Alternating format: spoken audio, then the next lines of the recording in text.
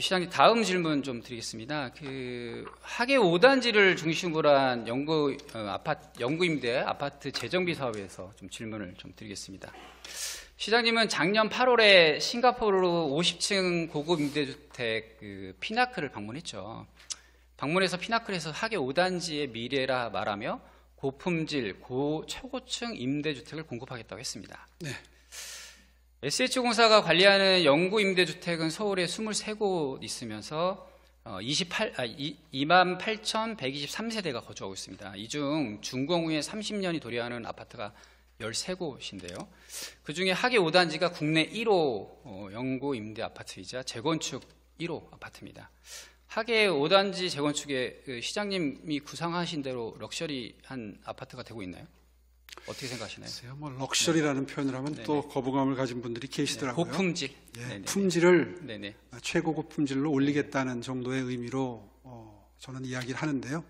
예, 의지는 뭐 굳건합니다. 네, 그런데 기대가 되게 컸습니다. 그리고 저희 주민들도 기대가 컸고 시장님의 그런 말씀에. 근데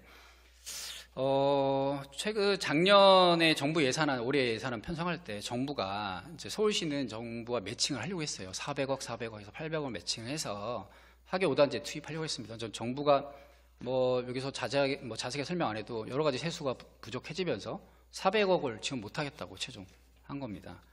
그렇게 하니까 서울시도 덩달아서 400억 우리도 지금 못하겠다고 서울시도 400억을 삭감해 버렸어요.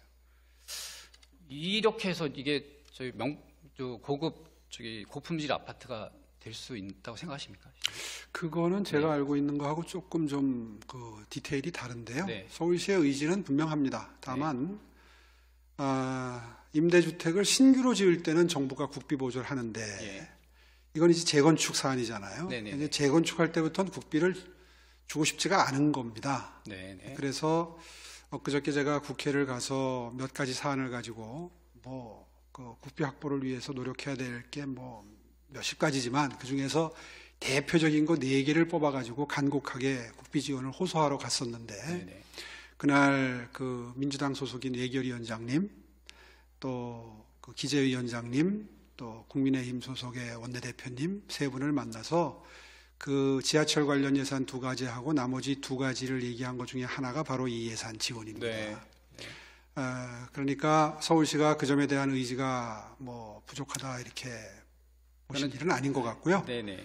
또 하나는 지금 핵심은 이 사업을 빨리 해야 되는데 네. 제가 이번 기회에 의원님 질문하신 목록에 들어가 있어서 확인을 해보니까 오히려 원래 계획했던 것보다 SH공사가 빨리 할 수 있는 의지를 담은 조치가 있었습니다. 시장님 그 부분도 제가 바로 이어서 좀 질문을 드리려고 합니다.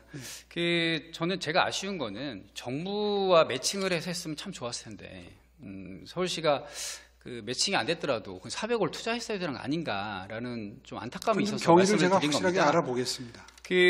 지금 예산을 800억이 줄이면서 원래 당초에 이제 처음 이걸 계획했을 때의 장기 전세 주택 수도 줄고요.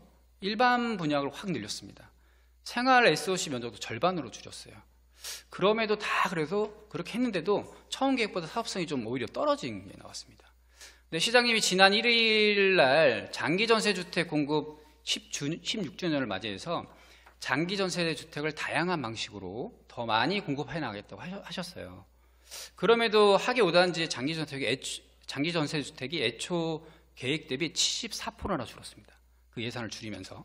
그리고 SOC도 반이 줄었고 일반 주택 계속 늘어나고 이게 왜 그러냐 물었더니 공사비를 충당하기 위해서 SH에서 그렇게 할 수밖에 없다라고 하더라고요.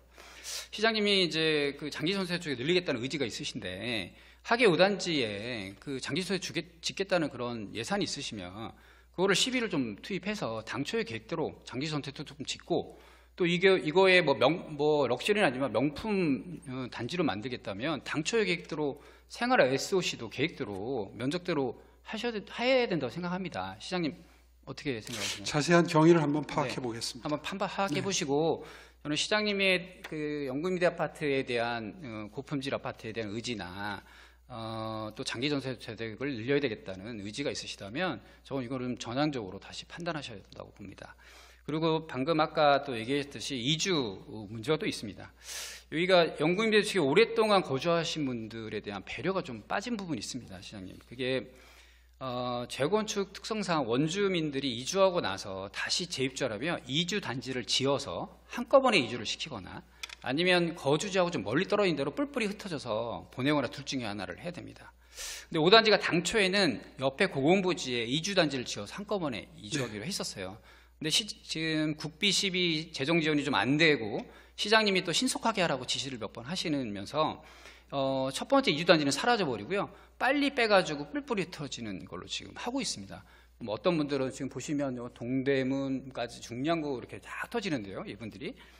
이분들이 30년 넘게 한 곳에서 살아온 사람이 대다수입니다. 이제 공동체를 형성해서 서로 의지하고 서로 돌봄의 형태로 살아왔어요. 근데 이게 이제 뿔뿔이 흩어지게 되면 참 안타까움이 있습니다. 지금 그 주민들 대상으로 작년 7월에 설문조사를 했는데 주민들 95.8%가 인근 공원에 이주단지로 이주하고 싶다고 또 했고 입주자 현황을 저희가 한번 봤어요. 봤더니 1인 가구가 거기에 사시는 1인 가구가 33%가 있고 2인 가구가 33.6%입니다. 1, 2가구를 합쳐서 66.9%를 살고 있습니다. 그중에 60대 이상 이주자가 입주자가 69.7%, 70%에 가깝게 돼 있어요.